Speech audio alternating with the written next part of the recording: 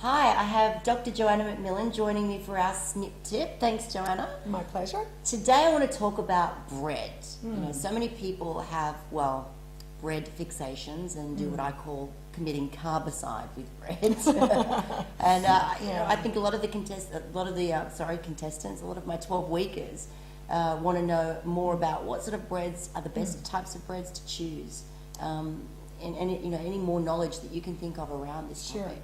Well, I mean, I think the first thing to say is that bread can be a trigger food for some people, which means, by that I mean it's a food that they can't stop eating when they start.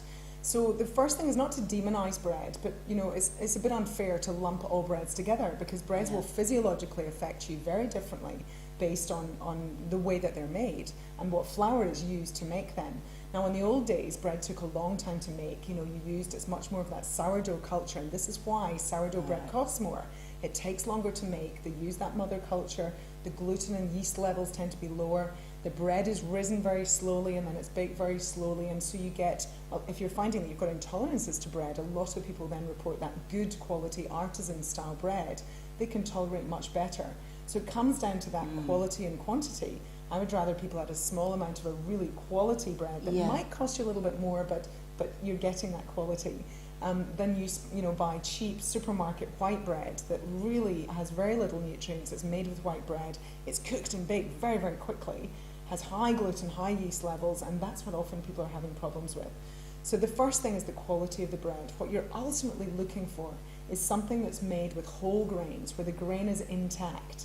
If you see words like stone ground, that's fantastic. One of the problems with flour today is that we have such fabulous milling techniques that we can grind the flour down to, a very fine powder. To me, there is no difference at all between white flour and white refined sugar. Yet we automatically think about trying to cut sugar down in our diet, but we don't think about white flour. Wow. And that's the kind of bread you put in your mouth and just melts. Exactly. And in fact, that's a really good test to do with your bread. I often do that when I'm talking about glycemic index of breads, is put a white bread in your mouth and you don't even have to chew it. The enzymes in your saliva start to break it down very quickly. You put a piece of grainy sourdough, soy and linseed, something like that in your bread, and nothing happens. Yeah, it's there. It sticks to the roof of your mouth. So that's going to it. obviously have you feeling fuller. That's and right. take you a lot longer to break it down. I want you eating a bread that your body has to work to break down, absorb.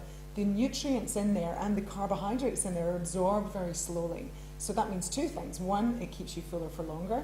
Two, it provides fibre and nutrients at the same time. And thirdly, then it slows down that glucose response. In return, your body doesn't need to produce as much insulin to deal with it. So you're having a sort of fourfold effect almost. You've got good effects in the gut, you've got good effects in terms of glucose and insulin levels in your blood, and the knock-on effect is that you're moving from being able to burn fat and use fat instead of being in that storage mode, which happens if there's too much insulin around too much of the time. Wow, so that's good information. So bread's not evil. It can Not actually at be all. used for great energy. Absolutely. Just look for whole grain, stone ground. Those are the words you're looking for. High in fibre, and just read the ingredients list. That will tell you what's in there. Fantastic. How good is she?